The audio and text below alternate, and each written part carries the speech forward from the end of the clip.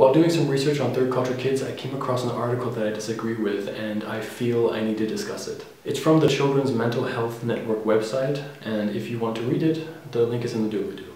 The article is called "The Trouble with Third Culture Kids," and in it they describe something they call TCK grief, a mental health issue akin to depression.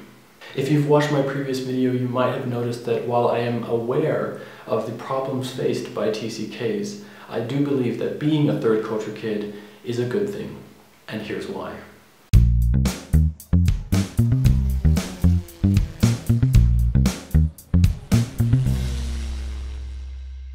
My problem with this article is that it indicates that all TCKs have this TCK grief, because the positive sides of being a TCK are never mentioned, which is why I'm making this video.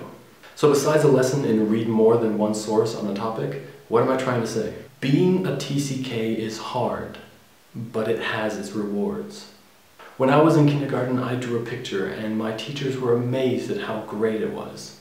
I got compliments and compliments from my teachers. So imagine my surprise when I came home and showed my mother, and she said it was good, but I could do better. I was shocked and a bit sad that my mother didn't appreciate my work of art. But what did I do? I continued to draw, and I got better. What if my mother had also told me that I was an amazing artist? I would have grown up thinking that I was actually good at art, only then to be disappointed by actual critics who weren't trying to make me happy. Being a TCK is kind of like that. We learn that life is very hard by being subjected to the worst of it very early on. This article is basically saying we have to pussyfoot around TCKs because they're ticking time bombs of emotional chaos. And I quote, "So when she comes to you, don't ask her where she's from or what's troubling her.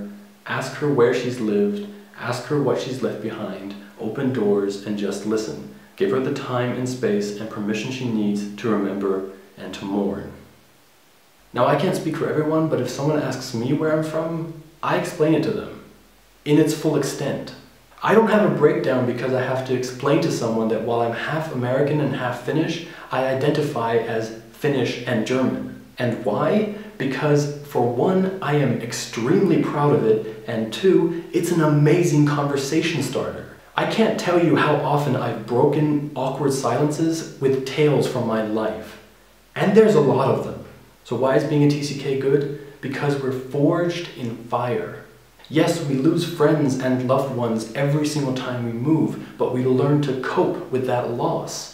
And loss is not something that we can avoid our entire lives. So when a bigger loss comes around, like in the family, we can deal with it better than a non-TCK. So don't pigeonhole us into a mental illness just because we have a different lifestyle to what is normal.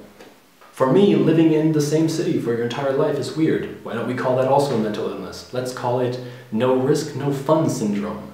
Yes, we cope with more crap than non-TCKs, and yes, it's difficult, but the reward is great and it's worth it. So if you are a TCK and you are having problems, don't just succumb to having a mental illness. Talk about it. And if you don't have someone to talk to, the internet is full of people who relate. There's an entire subreddit dedicated to TCKs, and I'm sure they'd be happy to help. I know I am. Link to that in the doobly-doo. Being a TCK is the thing I am most proud of in my life, and it should be for you too. Thanks for watching.